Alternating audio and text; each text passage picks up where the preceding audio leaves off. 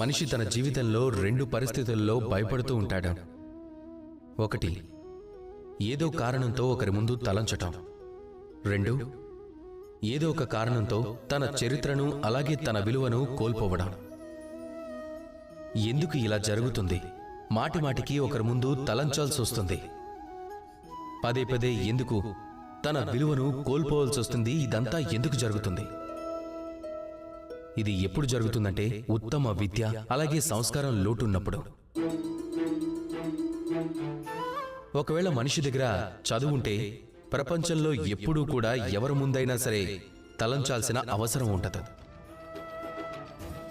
ఒకవేళ మనిషి సంస్కారవంతుడైతే తనెప్పుడూ తన చరిత్రను కానీ విలువను కానీ కోల్పోలేడు. ఏది ఏమైనా సరే.